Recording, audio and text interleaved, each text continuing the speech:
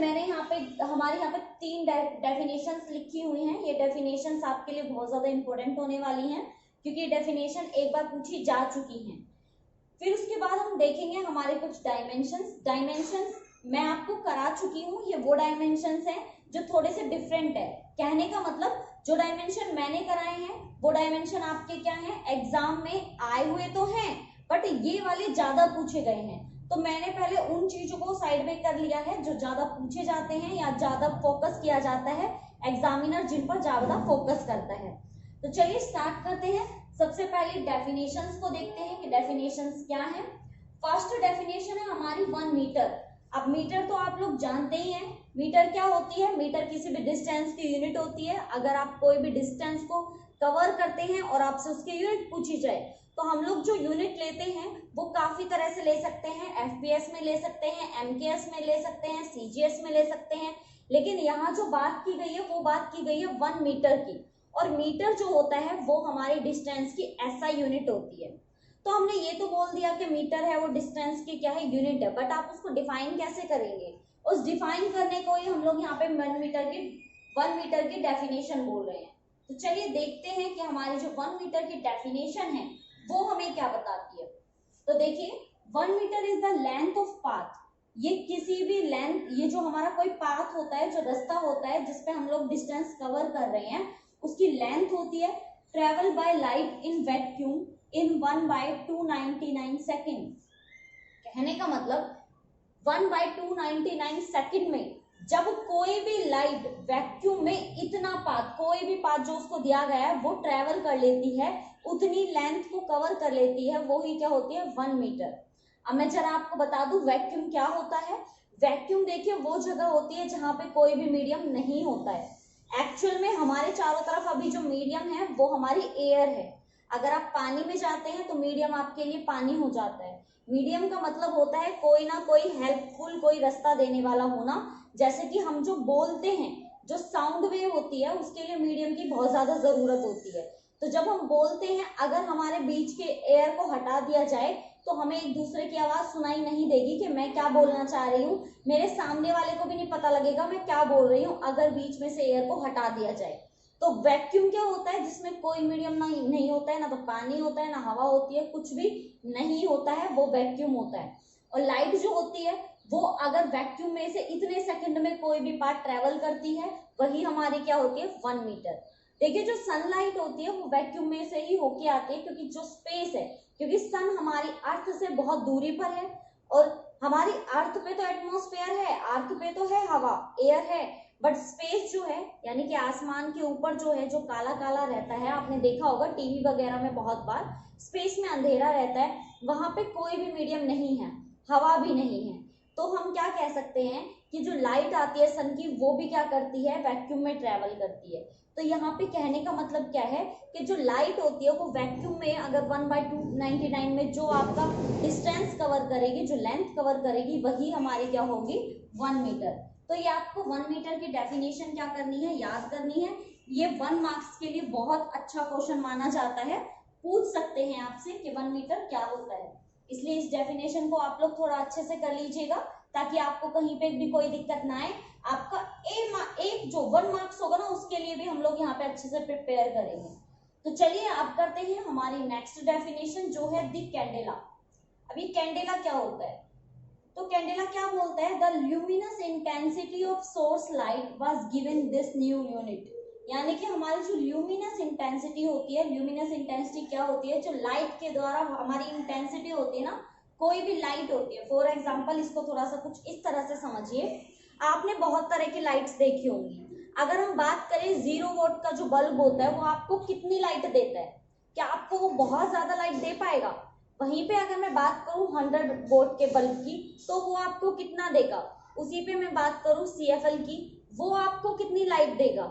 Same ऐसे ही अगर मैं इन सबके कंपैरिजन में सनलाइट को बीच में ले आऊं तो आप क्या कहेंगे? क्योंकि सनलाइट की इंटेंसिटी इतनी ज्यादा होती है कि उसको मेजर करना भी क्या हो जाता है, मुश्किल हो जाता है। तो ये जो कैंडेला है ना, एक्चुअल में ये यूनिटी होती है किसके बारे में, लाइट के बारे में। और जब किसी की यूनिट यानी कि जो इंटेंसिटी है, जो लाइट देने की क्षमता है वो बहुत ज्यादा हो जाती है तो वो हमारी क्या होती है, ल्यूमिनस इंटेंसिटी।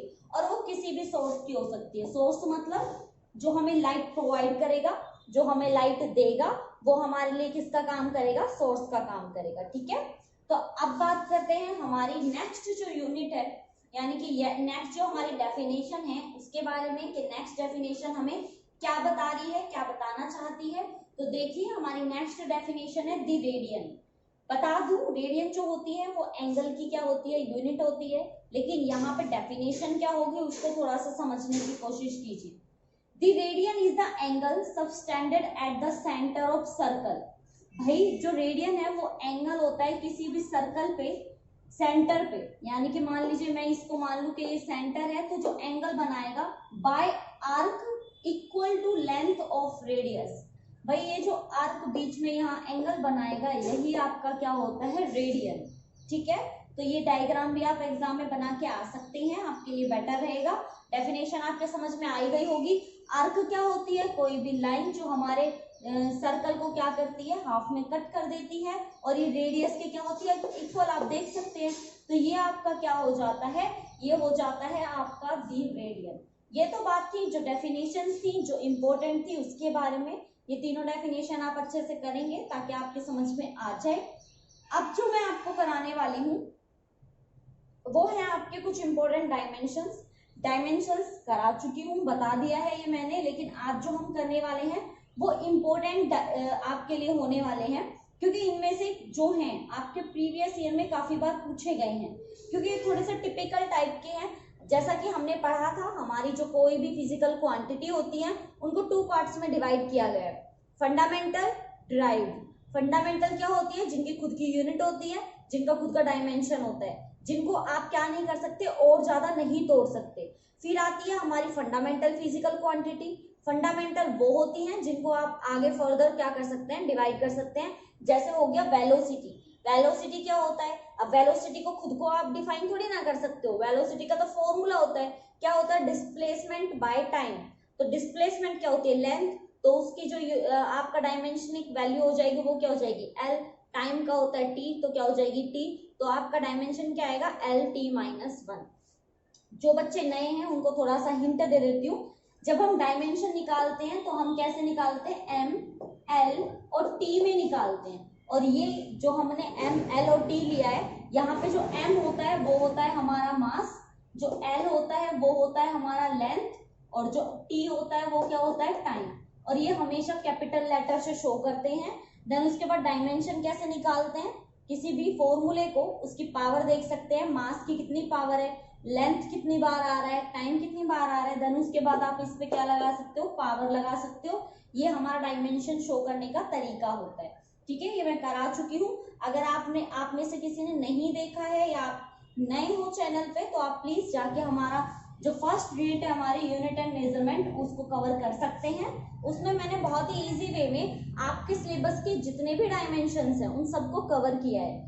ऐसा एक भी डायमेंशन नहीं छोड़ूंगी जो आपके एग्जाम में आया हुआ हो और मतलब इंपॉर्टेंट और सिलेबस में भी हो, सभी को कवर कराऊंगी। इवन जिनके आने की भी पॉसिबिलिटीज हैं वो भी मैं आपको कवर जरूर कराऊंगी, कोई भी डायमेंशन आपके छोड़ूंगी नहीं। ठीक है, तो कुछ तो हो गए थे, इनमें से कुछ हैं जो हमारे कुछ डिफरेंट फॉर्मूला से ही होते हैं।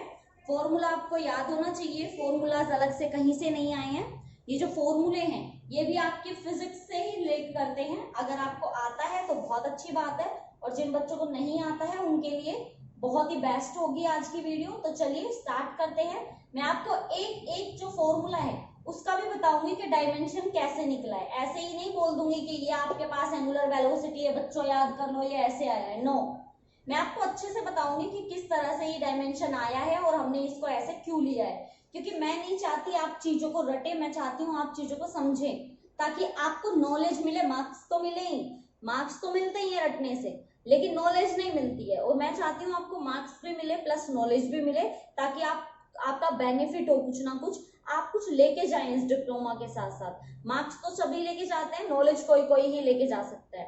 मार्क्स तो चीटिंग करके भी लाए जा सकते हैं बट नॉलेज नहीं। तो मैं चाहती हूँ आप नॉलेज गेन करें यहाँ से, ताकि आपको आगे तक बहुत सारी जितने भी क्वेश्चंस आए उनका आप सॉल्यूशन कर पाए। तो चलिए स्टार्ट करते हैं। सबसे पहले जो हमारा डायमेंशन है वो है एंगुलर वेलोसिटी। एंगुलर वेलोसिटी का सबसे पहले आपको पता होना चाहिए क्या, सबसे पहले आपको इसकी डेफिनेशन का पता होना चाहिए कि जो एंगुलर वेलोसिटी होती है उसको आप किस तरह से डिफाइन कर सकते हैं। तो भाई मैं आपको बता दूं, एंगुलर वेलोसिटी जो होती है उसको हम किससे शो करते हैं, डिनोट करते हैं ओमेगा से। फॉर्मूला होता है एंगल बाय टाइम। अगर ये एंगल बाय टाइम होता है तो कॉमन सी बात है, एंगल का तो कोई भी डायमेंशन होता ही नहीं है। एंगल का नहीं होता तो डायमेंशन क्या आएगा, 1/t। 1/t को कैसे लिख सकते हो, t माइनस 1। तो वो ही तो है m0 L0 t माइनस 1। यानी कि m0 क्यों है, क्योंकि ना तो यहाँ कुछ मास की बात की गई है, ना यहाँ कुछ लेंथ की बात की गई है, टाइम की बात की गई है, वो भी आपका क्या है रेसिप्रोकल में। तो आप इसको ऊपर ले जाएंगे तो पावर क्या हो जाएगी, t माइनस 1। तो यहाँ पे तो हमने बात की हमारे फर्स्ट जो डायमेंशन है एंगुलर वेलोसिटी उसके बारे में, कि हमारी एंगुलर वेलोसिटी जो होती है उसका डायमेंशन क्या होता है। तो क्या होता है, m0 L0 t minus 1। I hope समझ में आ गया होगा, इतना कुछ हार्ड नहीं था, सिंपल से ही है। नेक्स्ट के बारे में बात करते हैं। नेक्स्ट है हमारी रिलेटिव डेंसिटी। डेंसिटी क्या होती है उसके बारे में जानिए। सबसे पहले डेंसिटी होती है हमारी जो मास होता है। देखिए डेंसिटी समझा रही हूँ, रिलेटिव नहीं, रिलेटिव की बाद में बात करेंगे, पहले डेंसिटी पता होना चाहिए। डेंसिटी होती है मास अपॉन वॉल्यूम, यानी कि कितनी वॉल्यूम में कितना मास है वो उसकी क्या होगी, डेंसिटी होगी। समझ में आई ये चीज। अब बात करते हैं रिलेटिव के बारे में। रिलेटिव कैसे समझोगे, रिलेटिव क्या होते हैं, रिलेटिव होते हैं रिश्तेदार। सिंपली अगर हम जनरल लैंग्वेज में बात करें तो रिलेटिव्स क्या होते हैं, रिलेटिव होते हैं जानकार। तो अगर दो रिलेटिव्स के बीच में बात की जाए तो मान लीजिए मैं आपसे कहूँ कि समझदार कौन से वाला रिलेटिव है, तो आप अपने रिलेटिव्स में पता लगा सकते हैं, भाई आपकी बुआ जी ज्यादा समझदार है, आपके मामा जी ज्यादा समझदार है। तो कॉमन सी बात है। कुछ इसी तरह का हम रिलेशन देखते हैं रिलेटिव डेंसिटी में। हम दो ऑब्जेक्ट की क्या ले लेते हैं, डेंसिटी ले लेते हैं, या फिर एक ही ऑब्जेक्ट की ले लो लेकिन डिफरेंट डिफरेंट मीडियम में ले लो। तो अगर आप दो ऑब्जेक्ट की डेंसिटी देख रहे हो या एक ऑब्जेक्ट की डेंसिटी देख रहे हो दो प्लेस पे, दो मीडियम में, तो आप उसकी डेंसिटी का क्या निकाल सकते हो, रिलेशन निकाल सकते हो। तो यहाँ पे रिलेटिव डेंसिटी का जो हमारा फॉर्मूला है वो क्या है, डेंसिटी ऑफ गिवन सब्सटेंस, यानी कि जो भी आपके पास गिवन सब्सटेंस है उसकी density by density of standard substance, यानी कि किसी भी एक सब्सटेंस को आप स्टैंडर्ड मान सकते हैं। जैसे कि आप पानी को स्टैंडर्ड मान सकते हैं, तो पानी के साथ मान लो आपने शहद की यानी कि हनी की क्या निकाल ली, रिलेटिव डेंसिटी निकाल ली। ऐसे ही आपने पानी के साथ पेट्रोल की निकाल ली, डीजल की निकाल ली।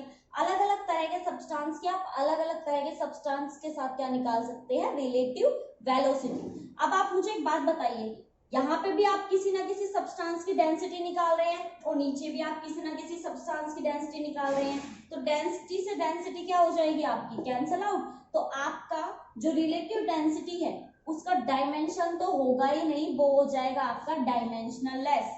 आपको बता दूं क्वेश्चन ये पूछा जा सकता है कि कौन कौन सी आपकी ऐसी क्वांटिटीज है जो डायमेंशन लेस है, यानी कि उनके डायमेंशंस नहीं है। तो ऐसी बहुत सी होती हैं, जैसे स्ट्रेन हो गया, कोई डायमेंशन नहीं होता, डायमेंशन क्या है आपका 0। अब बात करते हैं हमारा जो नेक्स्ट है, नेक्स्ट हमारी फिजिकल क्वांटिटी के बारे में। तो हमारी नेक्स्ट फिजिकल क्वांटिटी है प्लैंक्स कांस्टेंट।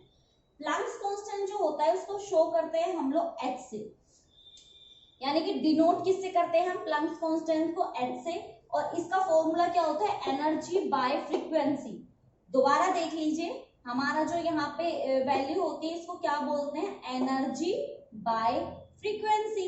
अब एनर्जी का फॉर्मूला आपको याद होना चाहिए। यहाँ पे एनर्जी का फॉर्मूला क्या होता है, जो वर्क डन का होता है। जिन बच्चों को नहीं पता है उनको बता दूं, वर्क, एनर्जी और आपकी हीट तीनों ही सेम होती है। वर्क, एनर्जी, हीट तीनों सेम होती है, तीनों की यूनिट सेम होती है, तीनों का डायमेंशन सेम होता है। ये इसलिए बता रही हूँ ताकि आपको याद करने में आसानी हो जाए, और अगर कभी आपसे क्वेश्चन पूछा भी जाए तो भी आप इजीली बता दें कि हमारी एनर्जी, वर्क और हीट इन तीनों का डायमेंशन क्या होता है। ठीक है ना। तो अब हम क्या बात कर रहे थे, हम यहाँ पे बात कर रहे थे कि हमारा जो प्लैंक्स कांस्टेंट है उसका डायमेंशन क्या होता है? तो मैंने कहा एनर्जी का जो होता है ना वो ही डायमेंशन होता है जो वर्क का है। अब अगर आपको वर्क का याद नहीं है तो मैं आपको पहले ही सजेस्ट कर दूं, पहले जाओ और ये सिंपल सिंपल जो हमारे डायमेंशन है इनको याद करो, क्योंकि मैंने आपको पहले ही बोला था बेटा वर्क और फोर्स ये दोनों कुछ ऐसे डायमेंशन है जो मोस्टली आपका और बाकी के जो डायमेंशन आप निकालते हो उनमें यूजफुल होगा, क्योंकि पावर निकालोगे वर्क चाहिए, प्रेशर निकालोगे फोर्स चाहिए, तो ये तो आपके एक तरह से बेसिक डायमेंशन है। ये नहीं आते तो मे बी आपको थोड़ी सी दिक्कत हो सकती है। तो चलिए आइए हम जो कर रहे थे उस पर आते हैं वापस। एनर्जी का जो डायमेंशन होता है वो ही होता है जो वर्क का होता है। तो वर्क का क्या होता है बता देती हूँ, m1 L2 T-2। अब फ्रीक्वेंसी क्या होती है 1/t। तो जब अब आप एक बात बताइए मुझे कि यहाँ पे जो फ्रीक्वेंसी है हमारी, यहाँ हमारी फ्रीक्वेंसी क्या काम कर रही है? ये फ्रीक्वेंसी हमारे लिए ये बता रही है कि जो प्लैंक्स कांस्टेंट है वो आपके लिए किस तरह का काम करता है, वो आपके लिए बात करता है यहाँ पे वैल्यू के बारे में कि कितने टाइम में कितनी एनर्जी कन्वर्ट हो रही है। लेकिन यहाँ एक चीज याद रखिए, फॉर्मूला है एनर्जी बाय फ्रीक्वेंसी, तो यहाँ टी नहीं आएगा, ये 1/t आएगा, क्योंकि बाय यहाँ पे ना डिवाइड का साइन है तो 1/t आएगा। ये t कहाँ चला जाएगा आपका ऊपर की तरफ, कुछ इस तरह से। तो अब देखिए जब आप -2 में से +1 को माइनस करेंगे तो कितना बचेगा -1। तो आपका यहाँ डायमेंशन क्या बचेगा m1 L2 T-1, क्योंकि -2 और +1 कितना आएगा -1, तो t की पावर कितनी बच जाएगी -1। तो आपका डायमेंशन क्या बचेगा m1 L2 T-2। याद हो गया? इसको फटाफट से नोट डाउन कर लीजिए। आपको पता होना चाहिए एनर्जी का क्या होता है, देन उसके बाद आपको पूरी क्वांटिटी सोल्व करनी आनी चाहिए, तभी आप इसको कर पाएंगे। अदरवाइज दोबारा से वही प्रॉब्लम हो जाएगी, करने में बहुत ज्यादा दिक्कत आएगी। ठीक है, इरेज कर दूं। चलिए अब हमारी नेक्स्ट देखते हैं। आई होप आपको ये पता लग गया होगा कि किस तरह से एनर्जी बाय फ्रीक्वेंसी का हमने डायमेंशन निकाला, और डायमेंशन कितना आया m1 L2 T-1। किसका था ये? प्लैंक्स कांस्टेंट का। तो चलिए अब बात करते हैं हमारी जो नेक्स्ट फिजिकल क्वांटिटी है एंगुलर एक्सेलरेशन के बारे में। एक्सेलरेशन बताइए सबसे पहले आप, एक्सेलरेशन क्या होता है? आपको क्या एक्सेलरेशन की वैल्यू पता है कि एक्सेलरेशन एक्चुअल में होता क्या है? एक्सेलरेशन होता है वेलोसिटी बाय टाइम, लेकिन यहाँ पे एक बात कर दी है एंगुलर। तो बेटा एक्सेलरेशन तो होता है जब कोई बॉडी क्या करती है स्ट्रेट लाइन में मूव, बट एंगुलर एक्सेलरेशन क्या होता है जब बॉडी आपकी सर्कल में मूव करती है, तो आपका क्या बन जाता है, तब आपका आता है एंगुलर एक्सेलरेशन। तो एंगुलर एक्सेलरेशन क्या होता है कि एंगुलर वेलोसिटी क्या है टाइम के साथ। दोबारा सुन लीजिए, एंगुलर एक्सेलरेशन क्या होता है, एंगुलर वेलोसिटी क्या है टाइम के साथ। अब अगर यहाँ ध्यान दें एंगुलर वेलोसिटी तो क्या थी, एंगल बाय टाइम, है ना? तो वेलोसिटी क्या हो जाएगी, वेलोसिटी हो जाएगी आपकी कितनी, एंगल बाय टी का स्क्वायर। ये आपको याद रखना है, ठीक है? और एंगुलर जो एक्सेलरेशन होता है उसको डिनोट करते हैं अल्फा से, याद रहेगा। तो यहाँ पे अगर आपका t-1 था तो यहाँ कितना हो जाएगा t-2। अगर आपको एक्सेलरेशन और वेलोसिटी का डायमेंशन पता है तो आप इनका रिलेशन निकाल पाएंगे। इसीलिए मैं बार बार बोल रही हूँ कि हमारी जो फर्स्ट यूनिट की जो डायमेंशन वाला जो वीडियो था वो जाके आप देख लीजिए, आपको डायमेंशन बहुत अच्छे से निकालने आ जाएंगे। ओके, तो अब बात करते हैं हमारा जो नेक्स्ट फिजिकल क्वांटिटी है, that is coefficient of viscosity. सबसे पहले आप लोग जो एंगुलर वेलोसिटी है, एंगुलर एक्सेलरेशन है, उनको प्लीज एक बार देख लो। जो एंगुलर वेलोसिटी होती है उसको 1/t लिखते हैं, जो एंगुलर एक्सेलरेशन होता है उसको लिखते हैं 1/t²। तो जो आंसर आता है, जो डायमेंशन आता है वो t-2 आता है। कोई शक?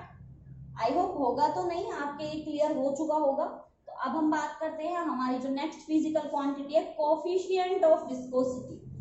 तो भाई कोफिशिएंट ऑफ विस्कोसिटी, विस्कोसिटी क्या होती है? विस्कोसिटी होती है गाढ़ापन। अगर मैं हिंदी में बताऊं तो कि कोई भी चीज कितनी गाढ़ी है वो उसकी विस्कोसिटी होती है। जैसे कि अगर हम अपनी एवरीडे लाइफ में बात करें तो सबसे ज्यादा जो हमारा गाढ़ापन होता है वो होता है हनी में, क्योंकि अगर आप हनी को कहीं भी डालोगे और ऐसे करोगे तो वो बहुत टाइम लगाता है नीचे बहने के लिए, बहुत ज्यादा समय लेता है। तो उससे हमें क्या पता लगता है कि जो विस्कोसिटी है हनी की वो बहुत ज्यादा है।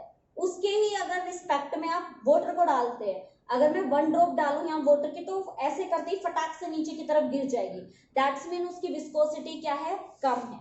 ठीक है, तो अब यहाँ पे पूछ रहा है कि कोफिशिएंट ऑफ विस्कोसिटी का डायमेंशन क्या होगा, तो इसको डिनोट करते हैं नीटा से। सबसे पहले तो आप ये बात याद रखिए, देन इसके बाद इसका जो फॉर्मूला होता है वो होता है force into distance area into velocity. दोबारा देख लीजिए, फॉर्मूला भी पूछ सकता है, जरूरी नहीं है कि यहाँ से कोफिशिएंट ऑफ विस्कोसिटी से सिर्फ आपसे डायमेंशन पूछा जाए, आपसे ये भी पूछा जा सकता है कि इसकी यूनिट क्या है, आपसे ये भी पूछा जा सकता है कि इसका डायमेंशन क्या है। यूनिट निकालोगे तब भी यहीं से ही निकालोगे इनको सोल्व करके, और डायमेंशन निकालोगे तब भी यहीं से ही निकालोगे इनको सोल्व करके। समझ में आई ये बात मैं क्या कहना चाह रही हूँ? क्या आप चाहे यहाँ से डायमेंशन को निकाल लो, चाहे आप यहाँ से कोई यूनिट निकाल लो, निकलेगी यहीं से। मान लीजिए कि ये क्वेश्चन वैसे आया हुआ है तो इसको थोड़ा सा डीपली ले लेते हैं। आपको पता होना चाहिए कि जो विस्कोसिटी होती है उसका फॉर्मूला क्या होता है, फोर्स इंटू डिस्टेंस। अब आप बताइए मुझे, जो फोर्स होता है उसकी यूनिट क्या होती है, न्यूटन, है ना, और डिस्टेंस की क्या होती है, मीटर, एरिया की क्या होती है आपकी, मीटर स्क्वायर, और वेलोसिटी की क्या होती है बताओ जल्दी से, इसकी होती है मीटर पर सेकंड। तो मीटर यहाँ और आपका सेकंड यहाँ, तो मीटर से मीटर क्या हो जाएगा आपका, कैंसिल आउट। तो आपका जो यहाँ पे वैल्यू आएगी वो आएगी न्यूटन सेकंड पर मीटर स्क्वायर, न्यूटन सेकंड पर मीटर स्क्वायर। तो आप इस तरह से किसी भी फिजिकल क्वांटिटी का यूनिट भी निकाल सकते हो, बट उसके लिए नेसेसरी क्या चीज है, वो है उसकी यूनिट। कि अगर यूनिट नहीं, आप यूनिट निकाल सकते हो उसके फॉर्मूले से। यानी कि अगर आपको किसी भी फिजिकल क्वांटिटी का फॉर्मूला पता है तो आप उसकी यूनिट भी निकाल सकते हो और आप उसका डायमेंशन भी निकाल सकते हो, बस आपको क्या पता होना चाहिए, उसका फॉर्मूला। तो मैंने आपको यूनिट तो निकाल के बता दी, क्योंकि यूनिट भी पूछ सकते हैं, इंपॉर्टेंट है ये, कोफिशिएंट ऑफ विस्कोसिटी। अब बात करते हैं हमारे डायमेंशन फॉर्मूला के बारे में। तो चलिए स्टार्ट करते हैं। हमें पता है कि हमारा जो कोफिशिएंट ऑफ विस्कोसिटी है उसका फॉर्मूला होता है force into distance area into velocity. Okay, अब हम बात करते हैं फोर्स की क्या होती है। तो भैया फोर्स का आपको याद होना चाहिए m1 l1 t-2। डिस्टेंस क्या होती है, डिस्टेंस होती है हमारी l। एरिया क्या होता है, एरिया होता है हमारा l स्क्वायर। अब सारे बच्चे बताएंगे वेलोसिटी क्या होती है। वेलोसिटी क्या होती है बताओ जल्दी से। वेलोसिटी होती है लेंथ टाइम इनवर्स, यानी कि m0 l1 t-1। अब आप सोल्व करो, कहां से क्या क्या आपका कैंसिल आउट हो रहा है। यहाँ पे हमारा एल स्क्वायर कैंसिल आउट हमारे एल स्क्वायर से, तो यहाँ से हमारी जो यूनिट निकल के आएगी वो कितने आएगी, m1, और l कितना है हमारा, ऊपर जाएगा तो कितना हो जाएगा l-1, और यहाँ से t जाएगा कितना हो जाएगा t-1, क्योंकि यहाँ पे t-2 है, ये 1 ऊपर जाएगा तो क्या हो जाएगा प्लस, तो आंसर क्या आएगा -1।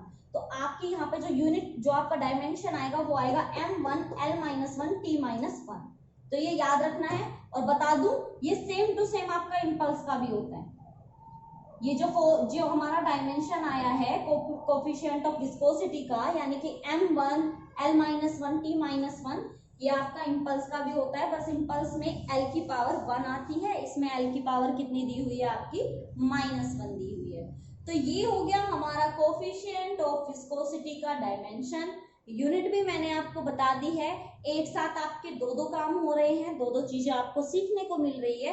तो आई होप आपको समझ में आ रहा होगा किस तरह से आपको इन डायमेंशंस को, इन वैल्यूज को सोल्व करना है। अब ये तो था सिर्फ कोफिशिएंट ऑफ विस्कोसिटी के बारे में। अगर आपको किसी भी फिजिकल क्वांटिटी के फॉर्मूले के बारे में पता है तो फिर आपके लिए सभी क्वेश्चंस में बहुत ज्यादा क्या हो जाएगा, इजी, क्योंकि आप उसका डायमेंशन भी बता सकते हो और आप उसमें उसकी यूनिट भी बता सकते हो। तो आइए चलिए अब बात करते हैं हमारा जो नेक्स्ट है सेंट्रीपिटल फोर्स, उसके बारे में कि सेंट्रीपिटल फोर्स क्या होता है। तो देखिए सेंट्रीपिटल फोर्स का जो फॉर्मूला होता है वो होता है mv²/r। सेंट्रीपिटल फोर्स क्या होता है थोड़ा सा उसके बारे में बता देती हूँ। सेंट्रीपिटल फोर्स क्या करता है कि किसी भी, जब आप किसी भी सर्कल में मूव करते हैं, तो जब आप सर्कल में मूव करते हैं तो आपको सर्कल में बने रहने के लिए फोर्स की जरूरत होती है, और वो फोर्स जो होता है वो आपका सेंट्रीपिटल फोर्स होता है। एक एग्जांपल देती हूँ, जैसे मान लीजिए कि आपने कोई भी एक धागा बांधा और धागे में बाहर की तरफ पत्थर बांधा और धागे को ऐसे घुमा रहे हो, तो जो पत्थर है, जो स्ट्रिंग से, जो धागे से हमारे साथ जुड़ा हुआ है, वो सेंट्रीपिटल की वजह से जुड़ा हुआ है। ऐसे ही आपको पता होगा जो सन होता है, सूरज जो होता है, वो स्टेशनरी होता है, एक जगह पे, एक जगह रुका हुआ है, रेस्ट में है। बाकी के सारे प्लेनेट क्या करते रहते हैं, उसके अराउंड हमेशा घूमते रहते हैं। तो वो क्यों घूमते रहते हैं, वो रीजन है हमारा सेंट्रीपिटल फोर्स। समझ में आया ये चीज। तो सेंट्रीपिटल का जो फॉर्मूला है वो याद रखिए कभी भी आपके काम हो सकता है। सेंटीमीटर का क्या है formula, F is equal to mv²/r।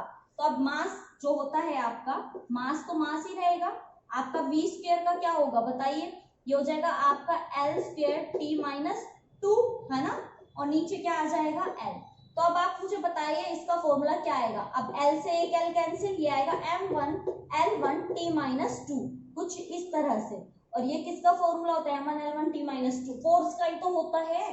तो सीधी सी बात है, इसमें नाम भी किसका आ रहा है, फोर्स का आ रहा है। तो चाहे सेंट्रीपिटल फोर्स हो, चाहे नॉर्मल फोर्स हो, थ्रस्ट हो या टेंशन हो, चारों का आपका जो डायमेंशन होगा वो क्या होगा, सेम होगा। मैंने अभी अभी दो नाम और लिए हैं, थ्रस्ट और टेंशन। बता दूं ये दोनों भी एक फोर्स की ही वैल्यू होती है, इनका डायमेंशन डिट्टो वही होगा जो आपका किसका होता है, फोर्स का होता है। क्योंकि टेंशन फोर्स, सेंट्रीपिटल फोर्स और नॉर्मल फोर्स ये आपके क्या होते हैं, फोर्स ही होते हैं। तो फोर्स का याद कर लीजिए m1L1T-2। अब आते हैं हमारे नेक्स्ट के बारे में। नेक्स्ट है हमारा गैस कांस्टेंट। अब एक गैस कांस्टेंट क्या है, अगर आपने आइडियल गैस इक्वेशन पढ़ी है तो आप इसको निकाल सकते हैं। देखिए गैस कांस्टेंट क्या होता है, PV इजिकल टू RT। ये जो R है ये आइडियल गैस इक्वेशन होती है, ठीक है। 1 मोल पे ये आइडियल गैस इक्वेशन है, ये आइडियल गैस इक्वेशन है जहाँ पे P आपका प्रेशर है, V वॉल्यूम है, R गैस कांस्टेंट है और T टेम्परेचर है। तो हमें यहाँ पे क्या चाहिए, R। तो R निकालो, क्या हो जाएगा PV/T। तो आपको प्रेशर का भी पता होना चाहिए, आपको वॉल्यूम का भी पता होना चाहिए और आपको टेम्परेचर का भी पता होना चाहिए। अगर आपको ये सारी के सारी चीजें पता है तो आप इसको इजीली कर सकते हो भाई, वरना अदरवाइज तो ये थोड़ा सा आपके लिए क्या हो सकता है, थोड़ी सी समस्या को उत्पन्न कर सकता है। एक बात बता दूं, इस T को टाइम मत समझ लेना, यहाँ पे T का मतलब है टेम्परेचर। आई नो कंफ्यूजन हो सकती है कभी भी यहाँ पे, लेकिन आपको कंफ्यूज होना नहीं है। अब देखिए सबसे पहले हमें निकालना पड़ेगा प्रेशर। तो प्रेशर क्या होता है, प्रेशर होता है फोर्स अपॉन एरिया। फोर्स क्या होता है m1L1T-2, एरिया क्या होता है L²। तो यहाँ से प्रेशर क्या आया m1L-1T-2, ये तो आ गया हमारे प्रेशर का। वॉल्यूम का क्या हो जाएगा L3। तो देखो m1L-1T-2 और यहाँ B का क्या हो जाएगा आपका L3। तो 3 में से 1 को माइनस करोगे कितना आएगा 2। तो ये हो जाएगा आपका m1L2T-2 और यहाँ टेम्परेचर है, टेम्परेचर का होता है बच्चों केल्विन। तो केल्विन ऊपर जाएगा, क्या हो जाएगा केल्विन इनवर्स। तो ये आपका क्या हो गया, फॉर्मूला निकल, डायमेंशन फॉर्मूला निकल के आ गया आपके किसके लिए, आपके गैस कांस्टेंट के लिए m1L2T-2। और ये फॉर्मूला होता है आपके वर्क डन का, वर्क एनर्जी हीट। और अब किसका आ गया ये, अब आ गया ये हमारा गैस कांस्टेंट का। ये चीज समझ में आया कैसे आया, बस इसमें हमारी क्या वैल्यू ज्यादा आ गई, हीट उससे वर्क डन से केल्विन ज्यादा आ गया, ठीक है ना। तो यहाँ पे आपका ये जो इंपॉर्टेंट डायमेंशंस थे वो मैंने करा दिए हैं। जब भी ऐसा कोई फॉर्मूला निकालना हो सबका अलग अलग निकाल के देख लो, समझ में आ जाएगा। इसको उतार लेना, जिन बच्चों को नहीं आता है या समझ में नहीं आया वो एक बार इसको उतार के देख लेना, समझ में आ जाएगा, ठीक है भाई। तो ये हमारी कुछ इंपॉर्टेंट यूनिट्स थी, कुछ इंपॉर्टेंट्स मैंने इसमें डायमेंशंस आपको करा दिए हैं। यहाँ पे हमने ये भी सीख लिया है कि अगर कोई फॉर्मूला पता हो तो डायमेंशन तो निकाल ही सकते हैं, यूनिट भी निकाल सकते हैं। और जितने भी आपके पास यहाँ पे गिवन वैल्यूज थी उनका भी मैंने आपको डायमेंशन बता दिया कि कैसे कैसे आपके डायमेंशन यहाँ पे निकल के आए थे। तो चलिए ये आपके कुछ इंपॉर्टेंट डायमेंशंस हो चुके हैं, यूनिट भी मैंने आपको करा दी है। जो इंपॉर्टेंट थे, जो प्रीवियस ईयर में आए हुए थे वो मैं आपको करा चुकी हूँ। अब मैं आपको कराऊंगी जो हमारे कुछ इंपॉर्टेंट डायमेंशन से रिलेटेड फॉर्मूला जो होते हैं ना, फॉर्मूला फिर उनसे रिलेटेड हमारे कुछ क्वेश्चंस होते हैं जिनको हम न्यूमेरिकल मैथमेटिकल टाइप में करेंगे, उनकी बात करेंगे, ठीक है। तो तब तक के लिए इनको देख लीजिए, समझ लीजिए। आई होप आपके जो जितने भी डायमेंशंस हैं वो समझ में आए होंगे। अब मिलूंगी मैं आपसे नेक्स्ट वीडियो में, तब तक चैनल को सब्सक्राइब कर लीजिए, अपने फर्स्ट चैप्टर की बहुत अच्छे से प्रिपरेशन कर लीजिए। मैं विश करूंगी आपके लिए कि आप बहुत अच्छे से अपना कोर्स कंप्लीट करें, एक बेस्ट डिप्लोमा लेकर आप जाएं और आपको बहुत अच्छी जॉब भी मिले। ओके, तो मिलेंगे अब नेक्स्ट वीडियो।